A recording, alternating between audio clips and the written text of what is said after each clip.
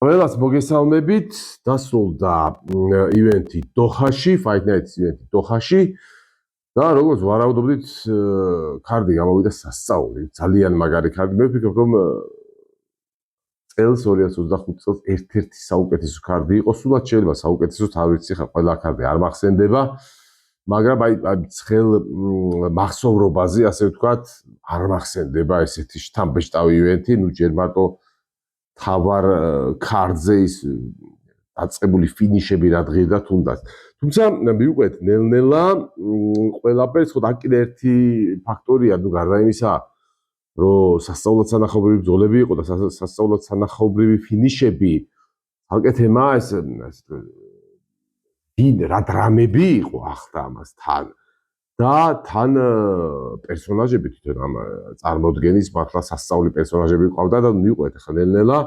ნუ ის უნდა ვთქვათ, რომ პრინციპში მოულოდნელობები ყოველ შემთხვევაში წინა ვიდეოზე, ივენთის წინასწარ, ივენთამდელ ვიდეოზე რაც ვივარაუდეთ, ნუ ამ ხრივ მოულოდნელობები მაინც და მაინც არ მოხდა, იმიტომ რომ პრინციპში ძირითადად ყველაფერი ის მოხდა, რასაც ვარაუდობდით.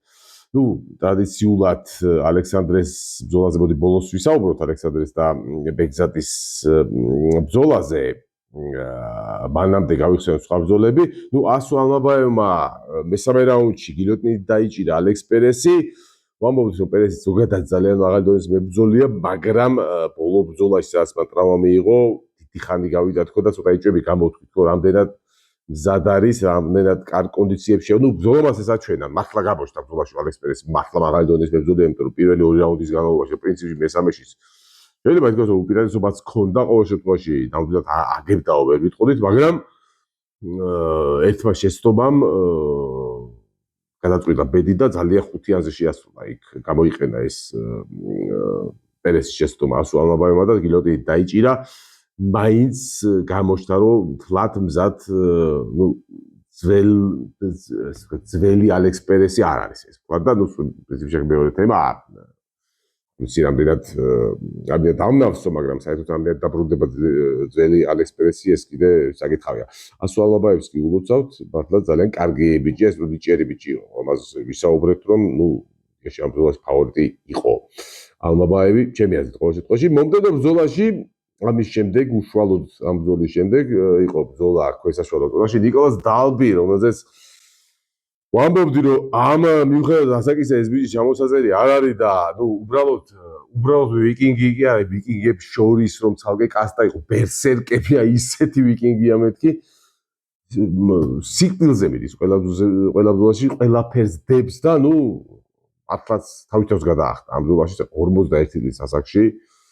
ასეთ სახიფათო მეტოქესთან ასეთი ბრძოლა აჩვენა. ცოტა შეცვლილი იყო დალბი, თვათ ის თავიდანვე თავზე ხელაღებული დალბი არ იყო პირველი ორი ბრძოლა, ნუ ის ხა დალბი რაც ჩვენივართ, რომ 51 წლის არის, ისევე ხა არ შეუძლია ისევე მთელი სამი რაუნდი იგივე ტემპში იბრძოლოს. პირველი ორი რაუნდი ცოტა ისეთი პრაგმატული კლინჩში დამუშავება იყო და თან ბრძოლამ აჩვენა, ნუ ას ნიშნავს გამოცდილება, მაინც ჭიდაობაში დალბი მეტოქეზე უკეთესი არ იყო ნამდვილად. იქ რამდენად ჯერაც ხდება დაიწყო დალბი თვითონ აღმოჩნდა, ჩატრიალდა ფაქტიურად, ამიტომ ეს ვაგო მაიფარდა ძირითადად კლინჩი აკონტროლებდა გალიაზე.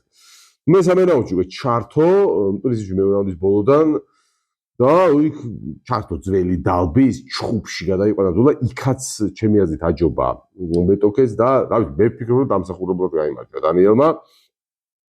ხო, ამის შემდეგ იყო ბრძოლა, სადაც დებიუტანტი ყავდა, სხვადასხვა ლუკ რაილი და უნდა აღნიშნოთ, დაუმარცხებლა ბრიტანელმა ყველასთვის მოულოდნელად, ნუ მოულოდნელად როგორ შეიძლება ბევრისთვის არა, მაგრამ ყოველ შემთხვევაში ბოგდან გრადი კარგი იყო ბრძოლის სტარტზე, მაგრამ ძალიან ეფექტური ნოკაუტით გაიმარჯვა საბოლოოდ ლუკ რაილიმ და დავაკვირდეთ ამ ბრძოლს, ნუ ერთი ბრძოლით, ან ეხა ბოგდან გრადი არ არის მაღალი დონის ბრძოლი, რა თქვა, რომ ეს რაკნაო, მაგრამ უნდა დავაკვირდეთ ლუკ რაილის, ნუ ბოლო-ბოლო დაუმარცხებელი მებრძოლია და საინტერესო მომდევნო ბრძოლებში როგორ გამოიჩენს თავს.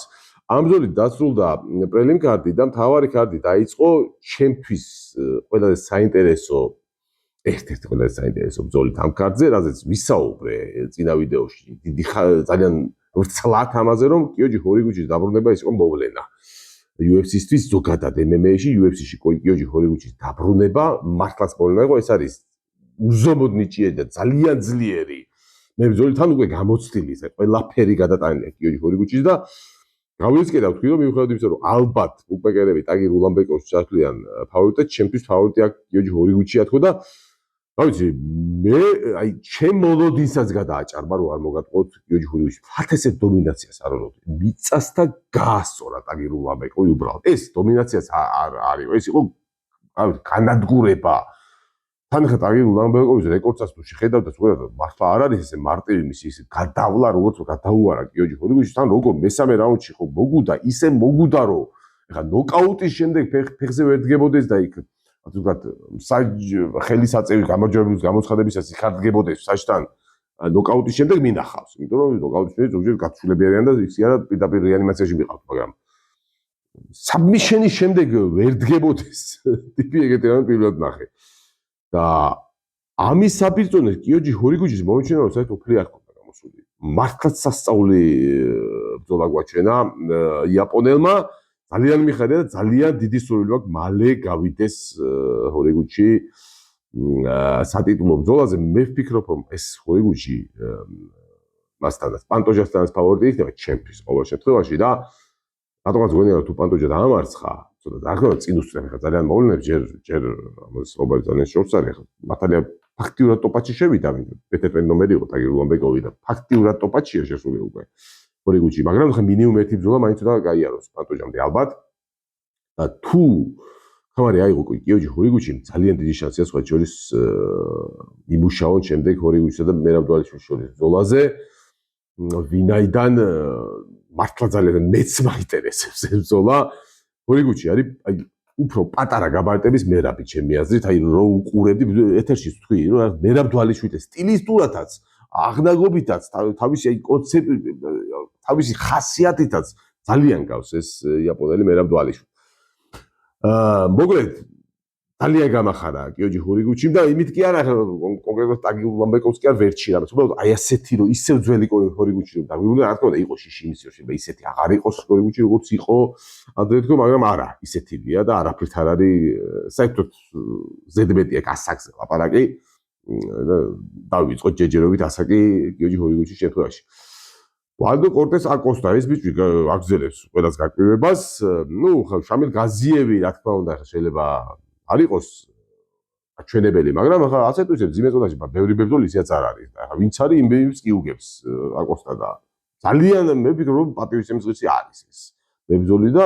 დავაკვირდეთ ყოველ შემთხვევაში ვალდო კორტეს აკოსტა თავად მზად არის რომ სერიოზული გამოწვევების მიიღოს და ისიც გამოჩნდა რომ აკოსტას არ ეშინია გამოწვევების შორის ნამდვილად არ ეშინია და უფასდება კიდეც ეს ჯეჯერობი ნუ მიგდიბეკო როლბაიმ ჯექერსმასონს რა უკრავ ნახეთ მოწყვეტით გათიშა კი ნაღამ საიქიოში გავშვა უბრალოდ სკანდინავიელი ყირგიზმა ნუ ვამბობდით რომ ძალიან დიდი რისკია ჰერმანსონი რასაც აკეთებს თქო და ნუ მე კიდევ ერთხელ გავასწარი მე მომლე და ვთქვი რომ ჩემი აზრით ეს არასწორი გადაწყვეტილება ამეთ ჯეკ ჰერმანსონისთვის ამდენი კლება ნუ ზოგადად გამოცდილებას გვაჩვენებს და პრაქტიკულად გვაჩვენებს რომ არ მოაქვს ხოლმე და ამას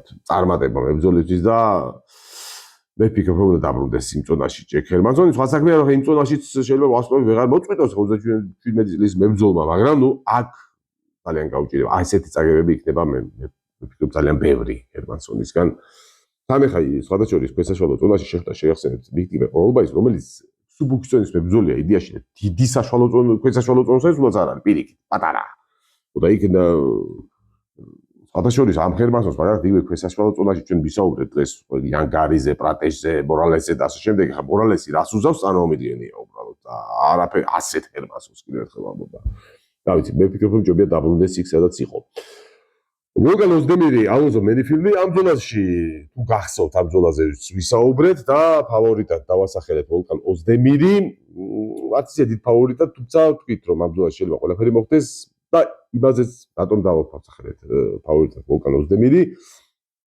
ვთქვით რომ ალონზო მენიფილდი ზოგადად გამოირჩევა თავისი ძიმე ხელებით მაგრამ როგორც წესი ძალიან უჭირს ტექნიკურ სტრაიკერებთან და ამ ძიმე ხელებს ვერ არტყავს ხოლმე ისეთ სტრაიკერებს რომელთაც სკოლა სტრაიკერის გამოვლილი და მაღალი კლასის და ხარისხის სტრაიკერები არიან ასეთებთან უჭისკო და ასეთი არის ვულკან ოძემელი მოდის კიკბოქსინგიდან ძალიან კარგი კიკბოქსიორი იყო და აჩვენა რომ მის სტრაიკინგსა და მენიფილდის სტრაიკინგს შორის უზარმაზარი სხვაობაა. პირველივე რაუნდში წუთსა და 27 წამში ნოკაუტში გაუშვა მენიფილდი. იანგარი ბელალ მუჰამადი ამ ბრძოლაში მოხდა ზუსტად ის, რასაც ვამბობდით, შეახსენებთ, რომ ვამბობდით, რომ იანგარი უნდა მოიგოს აუცილებლად, მაგრამ აუცილებლად ძიმე ბრძოლა იქნება იანგარის, ვინაიდან ისეთი მეტოქია ჯერ ბელალი ისედაც ჩამშერია და ყოველთვის მეტოქის თამაშს აფუჭებს. ამდენად მოაქვს ამას მისთვის გამარჯვება ეს ცალკე თემაა, მაგრამ იმას მაინც ახერხებს, რომ მეტოქეს საუკეთესო პერფორმანსი არ აქვს ბელალთან. არავის არ ქონია ბელალთან, აი მისი საუკეთესო ბრძოლა რა ჩვენოს ბელალთან. ასეთ ბრძოლას ბელადი ბრძოლას ასე ვერ ნახავთ, რომ მისმა მეტოქემ აჩვენოს მოახერხოს და აჩვენოს თავისი საუკეთესო თვისებები. ბელადს ეხერხება შეუშალოს ხელი მეტოქებს. უბრალოდ აქ გარი მაინც ფავორიტად იმიტომ და დავასახელეთ, რომ ძალიან გვანან უნარებით, გვანან როგორ ხა ერთ-ერთი რაღაცეებში არიან ძლიერები ორივენი და ასეთ შემთხვევებში გაბარიტებს დიდი მნიშვნელობა აქვს ხოლმე და გაბარიტები გარი ბევრად დიდი იყო ბელადზე და ამიტომ აუცილებლად მოუგებს ვთქვით და უბრალოდ იმ ბრძოლა იქნება. თუ მართლაზე იყო, მე მგონი ეჭვი არავის არ ეპარება რომ ის ბრძოლა მოიგო იანგარიმ, თუმცა ნამდვილად ვერ იტყვის ვერავინ რომ მარტივი ბრძოლა ქონდა იანგარის. და თავარი ბრძოლა არმან სარუკიანი დენ ჰუკერი, აქ ფავორიტია ჩვენც ვთვლით სარუკიანს, უბრალოდ მე პირადად გამოვთვალე რომ დენ ჰუკერს ზოგადად შეუძლია დააზიანოს. იქიდან გავდივარ რომ სარუკიანი საერთოდ პირველ რაუნდში არაფიში ფინიშებს და როგორც წესი რაუნდ ნახევარი მაინც არაფინიშებს ხოლმე. ასეც მოხდა პრინციპი რაუნდ ნახევარში არმანს არ დაუფინიშებია დენ ჰუკერი, მაგრამ საბოლოოდ მაინც დააფინიშა და რაც თავარია ჰუკერმა ეს ბოლოდელი არ იყო რომ გაიმარჯვა სარუკიანი, მაგრამ უბრალოდ ბოლოდელი ის იყო და დასანარი გულდასაწყვეტი ის იყო რომ დენ ჰუკერი ბოდიფიქრად გაფუჭდა. და ჰუკერი შეიძლება საჩემპიონო მასალა არასოდეს ყოფილა, მაგრამ ის რაც იყო ისიც აღარ არის. ასეთი ხელებით საერთოდ არ უმუშავია დენ ჰუკერს რაღაცა ფეხების ქნევით, გადიოცა დენ ჰუკერი ხელების გარეშე მიუხედავად ანთრომეტრიისა გზელი ფეხებისა და ასე შემდეგ შეიძლება ტანიკი აქვს აღნაგობა ისეთი ჰუკერს აი კიკერი უნდა იყოს, მაგრამ ზოგადად ჰუკერის ნობილი იყო ხელებით თავისი. აი დაყვებით და მუხლებით. კიკერი არასდროს არ ყოფილა ის. ეს არ იყო მისი უნარები, რაც მას გამოარჩევდა და ზოგადად მე ვფიქრობ რომ ჰუკერი საერთოდ დამთავრდა. ტოპ მებრძოლი ჰუკერი დამთავრდა. შეიძლება ვინმე თვლის რომ არც ყოფილა ტოპ მებრძოლი, მაგრამ ასეთ ვისე ტოპ-10-ის მებრძოლი მაინც იყო ჰუკერი, მე ვთვლი თავის საუკეთესო პერიოდში, მაგრამ უკვე ეს აღარ არის ჩემი აზრით.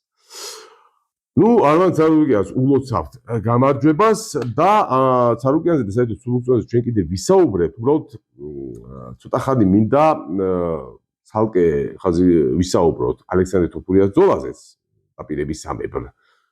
თუმცა აქ ყველაზე ნაკლები გვაქვს ასაუბრო, ვინაიდან ზუსტად ის მოხდა, რაზეც ვისაუბრეთ, ტაქტიკაც გამოვიცანით, რომ ალექსანდრე თოფურია ისევე როგორც ტიკნესთან დაიწყო, აი თავიდანვე ძალიან ესე პასიური პრესინგით, ესე კრივის დგომში, ნელ-ნელა არანაირ მაღალ ტემპში წინ სლაიქდება. სულ შეეცდება გალიასთან მოუჭასები, გალია მუდმივად უკუსვლაზე ყავდეს ბეგზატი და არანაირ მკვეთრ მოძრაობებს თვითონ არ გაკეთებს, პირიქით შეეცდება როგორ თვითონ დაიჭიროს კონტრზე ბეგზატი, ვინაიდან ბეგზატი იძულებული იქნება რომ გადაიხიოს, ხო, ამას ციდრებას ვაკეთებ საუბრობდი. იმიტომ რომ მას სჭირდება დისტანცია ალექსანდრესთან და ალექსანდრე რომ მიდის წინ აუცილებლად ორი რამე უნდა გააკეთოს ბეგზატმა დაიხიოს უკან და შიგადაშიგ თავად კი არ დაელოდოს ალექსანდრესგან რაღაცა მოქმედებებს კონტრზე დაიჭერს, მაგრამ თავად უნდა სწადოს რაღაცნაირად რომ შეაჩეროს მისი წინსვლა და ამ დროს პირიქით იქით დაიჭერს ხოლმე ალექსანდრე თქო და ზუსტად ეს ხდებოდა თუ გახსოვთ ბრძოლა ზუსტად ასე ხდებოდა თავიდან ბოლომდე. რა თქმა უნდა შიგადაშიგ განსაკუთრებით კუთხეებში იქნებოდა ხან შესვლა კომბინაციები, თქო კომბინაციები ნაკლებად უფრო ერთი და ორიანებს უტყავდა ალექსანდრე და ჩასვლები ტანში, შესვლები, ტეიქდაუნები, რაც ასევე გამოდიოდა და ბუნებრივია ამ გეგმით შედეგიც პრინციპში გამოვიცანით, ვივარაუდეთ რომ დაადრევი ფინიში არ იქნებოდა არანაირად პირველ რაუნდში, არ იქნებოდა ფინიში, რაუნდ ნახევარი მაინც, ნახევარი ბრძოლა რომ რაუნდ ნახევარი რო გავიდა ფინიში არ იქნებოდა. ფინიში იქნებოდა ან მეორე რაუნდის ბოლოს, ან მესამე რაუნდის ბოლოს, ან საერთოდ იქნება ფინიში და იქნება გადაწყვეტილება თქო და საუბრობთ მოხდა გადაწყვეტილებით. მე ვიტყვი რომ დამაჯერებლად მოიგო ალექსანდრე თოფურიან, თუმცა მე პირდაპირ გეტყვი თოფურიას ბრძოლით კმაყოფილი არა ვარ, თავად ალექსანდრეთი არ ვარ კმაყოფილი და მოკლედ გეტყვით რას გულისხმობ. ზოგადად ამ სპორტში დანდობა არ არის კარგი. რატო არ მომეწონა ალექსანდრე ხა სწორად რო გამიგოთ, უბრალოდ ალექსანდრეს შეეძლო მეტი. ალექსანდრეს შეეძლო კონკრეტულ ამ ბრძოლაში ალექსანდრეს შეეძლო გადაევლო. აი ბევრად უფრო დაეჩაგრა მეტოქე. არა იმიტომ რომ ალექსანდრე, არამედ დავინახე უბრალოდ უნარებიდან გამომდინარე.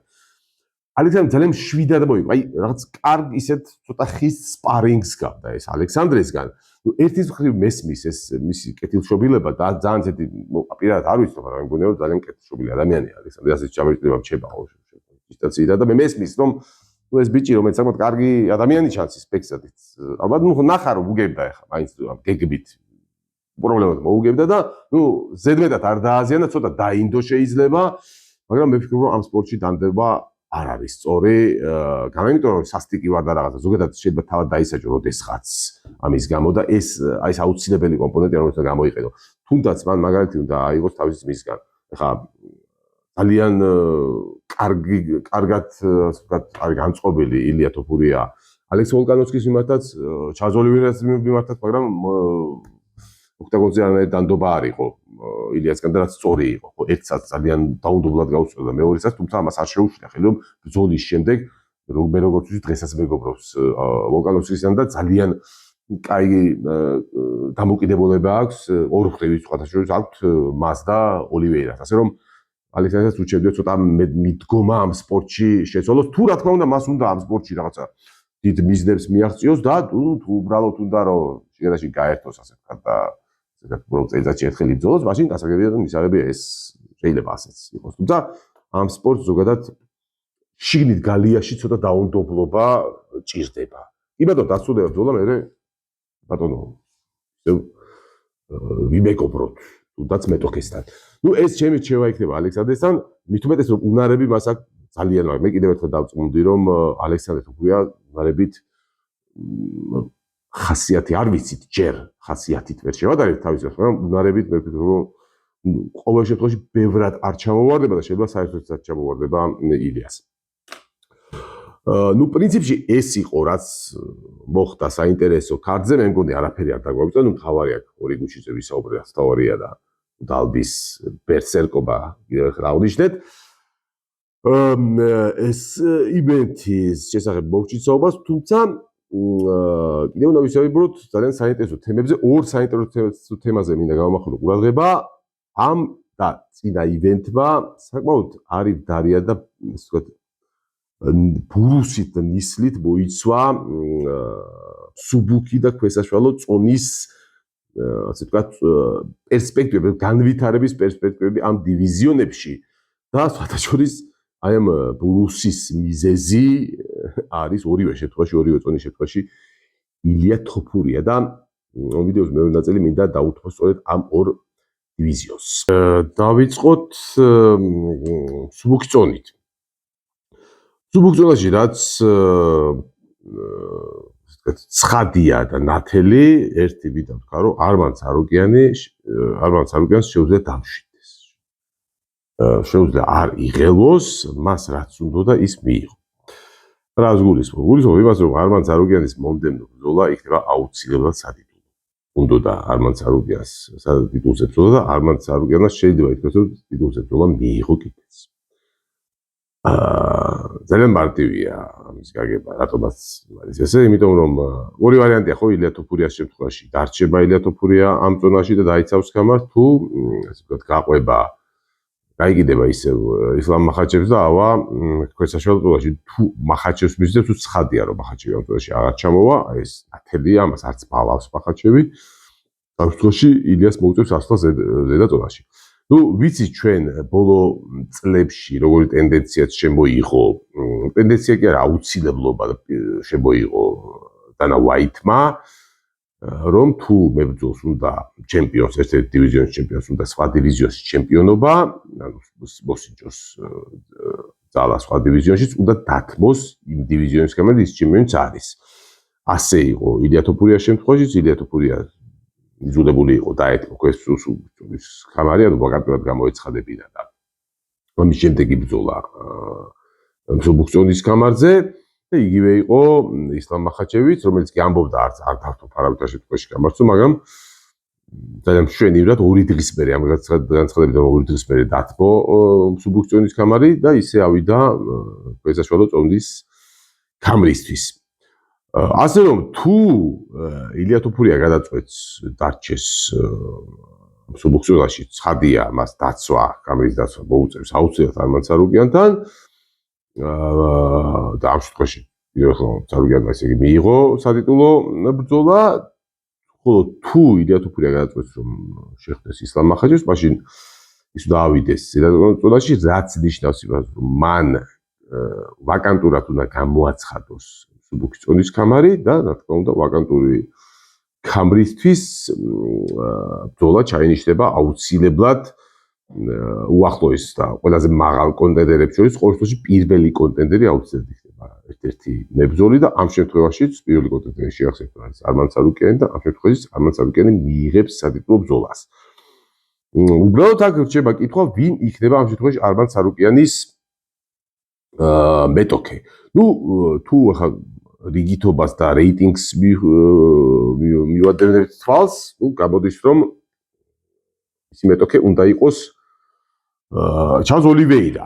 სხვაგვარად არის ეს ვარიანტის, თუმცა აუცილებლად ასე იქნება თქო, ვერ ვიტყოდი. ვიცით რა, აქ ძალიან მარტივია, თავად ოლივეირამ რომ მოითხოვოს და განცხადებები გააკეთოს, რომ მას უნდა დაიკუთვნის და უნდა სატიტულო ბრძოლა, ის მიიღებს, მას უარს არ ეტყვიან, ის აუცილებლად აჩხუბებენ არმანთან. უბრალოდ იქიდან გამომდინარე, რომ ოლივეირამ ცოტა ხნის წინ განცხადება გააკეთა, რომ მას უნდა ბრძოლა ჰოლოვეისთან. ეს აქედან გამომდინარე შესაძლოა, მას არავინ არ დააძალებს, რომ გინდა თუ არა შენ ებრძოლე ვაკანტურ კამარზეო. თუმცა თუ ვაკანტურად გამოცხადდა კამარი, კასპაროვიჩის მაშინ ოლივეირა რას უხდება, უარი თქვას ჰოლოვეისთან ბრძოლაზე. უბრალოდ ჰოლოვეისთან ბრძოლა ოლივეირას მართლა უნდა, იმიტომ რომ ჯეთი ეს ბრძოლა ძალიან გაყიდვადი ბრძოლა იქნება. ამ წონაში თუ დაუშვათ კიდევ ერთხელ ილია დარჩა ამ წონაში. რა თქმა უნდა, ილია არმანი იქნება ნომერ პირველი ბრძოლა ინტერესით, მაგრამ ასევე ძალიან გაყიდვადი ბრძოლა იქნება ოლივეირა ჰოლოვეი, რომ ლეგენდები არიან ესენი ამ წონის და ხა. თან მათ შორის პირველი შეხვედრა ძალიან უცნაურად დამთავრდა, იქ შეახსენებთ, ტრავმა მიიღო უბრალოდ ოლივეირამ ხრის ტრავმა, თან ისე ხრის ტრავმა, რომელიც არ იყო გამოწვეულად ჰოლოვეის მოქმედებისგან. გამართლების ამბავი იყო და ამის გამო შეწყდა ეცოლა და წაგება, ტექნიკური მოკაუტით მოგებულად გამოცხადდა ჰოლოვეი. შესაბამისად, რემატჩის ინტრიგა დარჩა ამ ბრძოლაში ბუნებრივია და საინტერესო იქნებოდა და ძალიან საინტერესო იქნებოდა მაყურებლის მხრივად, ბევრი სხვა დატვირთვა აქ ამ ბრძოლას, ერთი ყველაფერს დავიტანებოთ, კიდევ ლეგენდები იბრძვიან ამ წონის.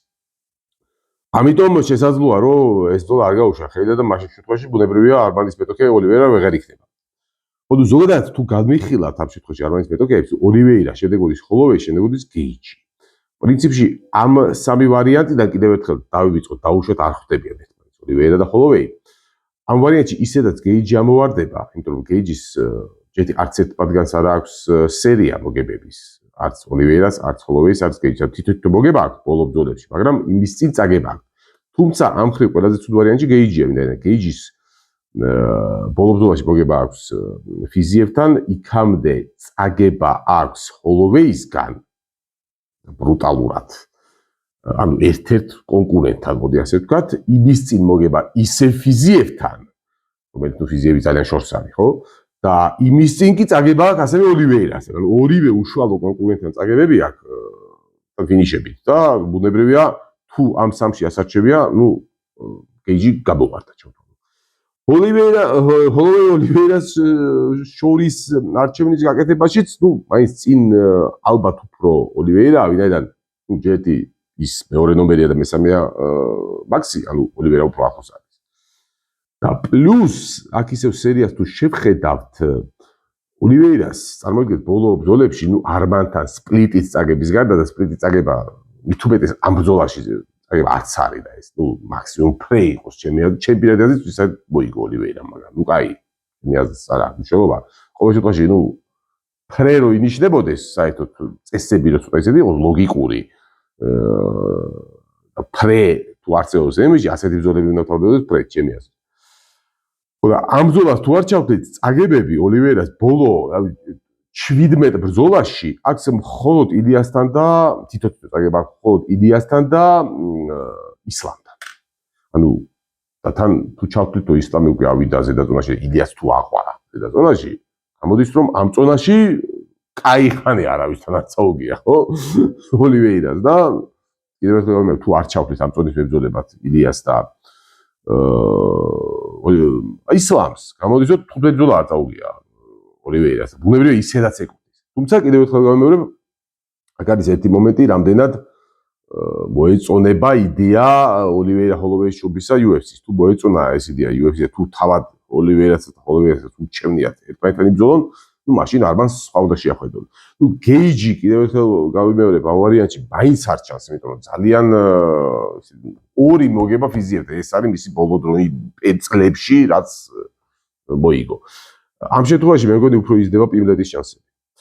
რა თქმა უნდა, პიმბლეტი უფლებით და ლეგიტიმაციით ჩამოვარდება ოლივეირასაც და ჰოლოვეისაც, მაგრამ და ამიტომ თუ მათ მოისურვეს, ვფიქრობ, რომ პიმბლეტს გადაასწრებენ, აუცილებლად ისინი შეხვდებიან არბანს, მაგრამ თუ ისევ დაუბრუნდებით იმ მოცემულებას, რომ ერთმანეთს ხვდებიან ოლივეირა და ჰოლოვეი, მაშინ პიმბლეტის შანსები ყველაზე მეტია.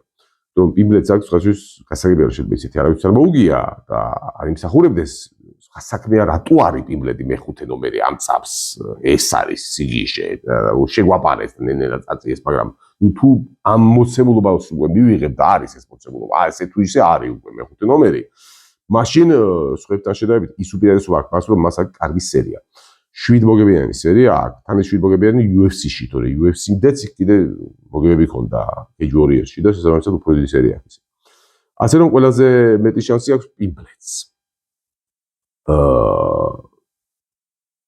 ეს იმ შემთხვევაში თუ კიდევ ერთხელ გავიმეორებ ილია ავიდა ისლამთან დოლისთვის გვეცაშორდო ზონაში მაგრამ თუ ილია დარჩა მაშინ ბევრად მარტივია ყველაფერი ილია არბანი დაწყვილდნენ დოლისთვის ანუ ილიას დაცვა ხამრის მეორე ბრძოლა აუცილებლად ამ შემთხვევაში მით უმეტეს იქნება ოლივეირა ჰოლოვეი ამ ბრძოლას აღარ გაუშვებს ხელიდან UFC ამ ბრძოლას აუცილებლად ჩანიშნავს, სად არ ვიცი, მაგრამ ერთ-ერთი ჰედლაინერი იქნება ერთ-ერთი სოციალურ ეს ბრძოლა და აქ რჩება კიდე სხვა ძალიან ძვირ ვარიანტები, რაკნას პიმბლეტმა. პიმბლეტმა რაკნას და გეტყვით ახლა რა იზავს პიმბლეტი. აქ 4 ბრძოლიანი ჯგუფი შეიქნება, სადაც გათამაშდება, ასე ვთქვათ, მომდევნო ვინ იქნებიან კონტენდერები მომდევნო რიგში, უახლოესი. გეიჯი პიმბლეტი ბენუა სენდენი ფიზიები. ალბათ ფიზიები, იმიტომ რომ მოიკანო არ მგონია უფრო. აქ ორი ვარიანტია ან გეიჯი პიმბლეტი შეხვდებიან ერთმანეთს და ბენუა სენდენი ფიზიები ან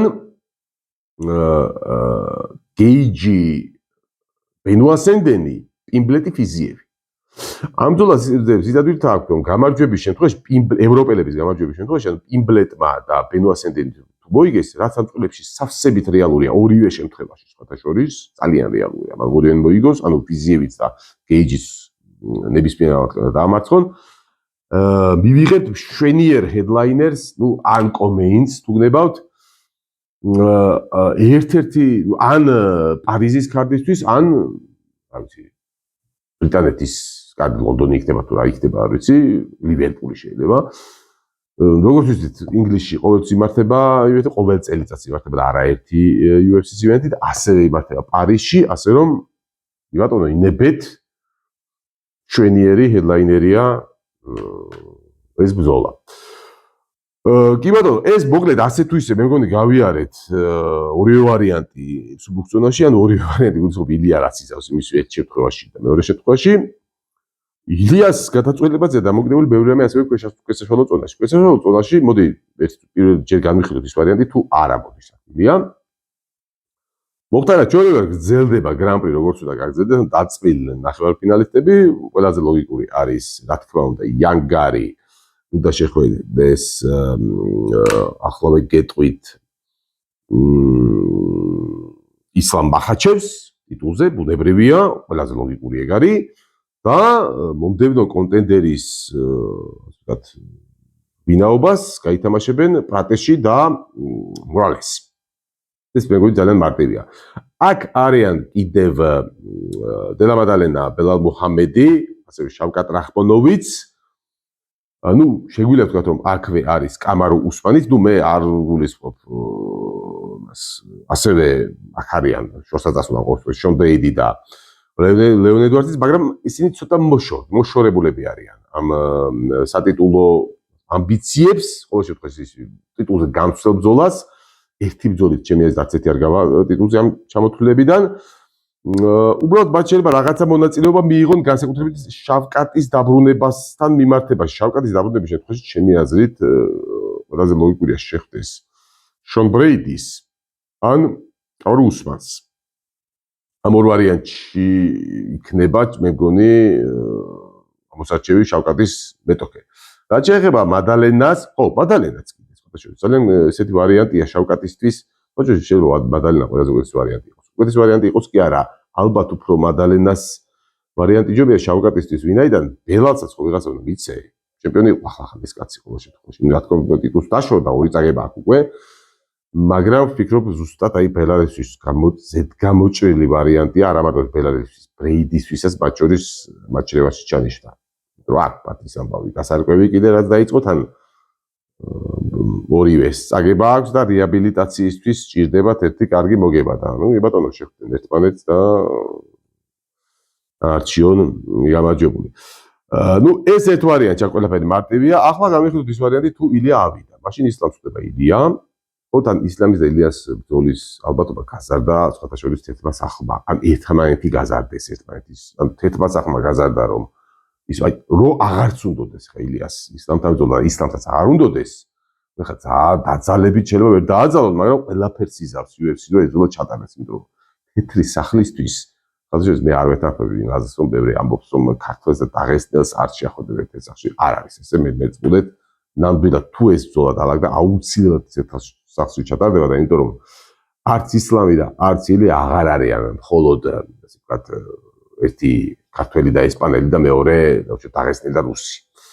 არა, ისინი არიან მსოფლიო MMA-ის მებრძოლები, მსოფლიო ვარსკვლავები არიან და ის აქ უკვე მეორეხარისხოვანია ის რომელიც ქვეყანას წარმოადგენენ, ასე რომ ეს ბრძოლა მართლაც სათეთრ სახლზე ბრძოლაა, თუ რა თქმა უნდა რაღაცნაირად შეთანხმდნენ ამ ბრძოლაზე.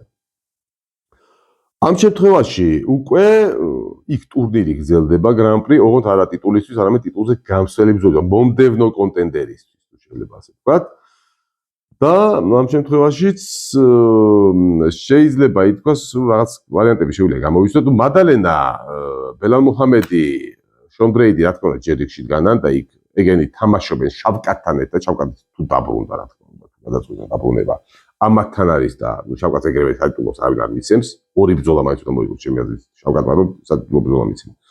და ამიტომ შესაბამისად ეს ვარიანტები იგივე რჩება, მაგალითად ბელალ მუჰამედის და შონ ბრეიდის წყვილი და შავკატის დაწყვილება დაუშვათ დელა მადალენასთან თუნდაც. აქ შეიძლება ასევე გამოიყენოს სადღაც კამარუც ვარიანტია, სხვა შავკატის დაბრუნების შემთხვევაში კამარუც ძალიან შესაძლებელი ვარიანტია შავკატი კამარუს წინააღმდეგ მაგალითად. ნუ რაღაც ვარიანტებში თუ სხვა გზა არ არის შეიძლება ბაკლის გამოყენებაც ამ კომბინაციაში. ნუ ედვარდსი მე მგონი კაიხანი დაასვენებენ ედვარდს ჩემი აზრით კაიხანი. რაც შეეხება ზემოთ უშუალოდ მომდევნო კონტენდერის ვარიანტს, ჩემი აზრით აი ეს ტექნიკაში გათამაშდება ამ შემთხვევაში. ანუ ვარიანტს ვამბობთ რა, ისლამი ხდება ილიას დაუშვათ თეთრ სახლში ზაფხულში, ხო? ჩემი აზრით სადღაც გაზაფხულზე ამ შემთხვევაში ჩანიშნავენ ბრძოლას მორალესსა და პრატეს შორის გარის დაასვენებენ და აი მორალეს და პრატეს შორის გამარჯვებულს შეახვედრებენ უკვე დაუწყვილებენ შეახვედრებენ ჩაუნიშნავენ იან გარის სადღაც ზაფხულში იმისთვის რომ ილია ისლამის გამარჯვებულისთვის მომდევნო მეტოქე უკვე გამოვლინდეს გარის და აი პრატეს მორალეს შორის გამარჯვებულის წვილში გამარჯვებულში. ხო, ნუ აი ესე ყოველ შემთხვევაში ლაგდება, ლოგიკურად ესე ლაგდება, რა თქმა უნდა ყველაფერი ესე როგორც მე გავწერე და საერთოდაც ყველაფერი ლოგიკურად არ ხდება ხოლმე. ნუ ეს სხვადასხვა მიზეზით შეიძლება ვიღაცა სხვა ინტერესები ქონდეს, შეიძლება ვიღაცას ბრძოლა არ უნდადეს, ვიღაცა ტრავმა მიიღოს, ფასასი რამე შეიცვალოს, ყველაფერი დაგეგმილად არ ჟდება, მაგრამ ეს ვარიანტები ყოველ შემთხვევაში აქედან რომ დაიგეგმოს, ეს შესაძლებელია. როგორ განვითარდება და შესრულდება თუ არა ესე და მოუწევს თუ არა, ალბათ მოუწევს კიდეც იქ რაღაც გადაწყობა, გადმოწყობა. რა თქმა უნდა, ეს ცვლილებები შესაძლებელია იყოს, მაგრამ ამ გადმოსახედიდან ჩემი აზრით ეს ვარიანტები შეიძლება დალაგდეს. ნუ არ ვიცი, შესაძლოა ცოტა დაგღალეთ, შესაძლოა ცოტა არა და ძალიან დაგღალეთ. მე ყოველ შემთხვევაში ჩემი დავიღალე. მაგრამ მე მგონი საინტერესო იყო ეს საუბარი. მომწერეთ კომენტარებში, პირველ რიგში მომწერეთ საერთოდ გასაგებად ახსენით თუ არა, იმიტომ რომ შეიძლება რთული იყოს, ძალიან ჩახლართული სქემები მიმოვიხილე. თქვენი ვარიანტის თუ რაღაც არ ეთანხმებით, რაღაც ესეც მოიწერეთ და რა ვიცი, ნამდვილად მოგეწონათ ეს ჩემი პატარა ანალიზი განხილვა თუ არ ვიცი რა დავარქვათ. დღეისათვის ეს იყო გემშვიდობებით, გამოიწერეთ ჩემი არხი, მოიძინეთ ეს ვიდეო, მომწერეთ თქვენი მოსაზრებები. რაც თქმა უნდა უყურეთ UFC-ს, უყურეთ MMA-ს და იყავით ჯანსზე. ნახვამდის.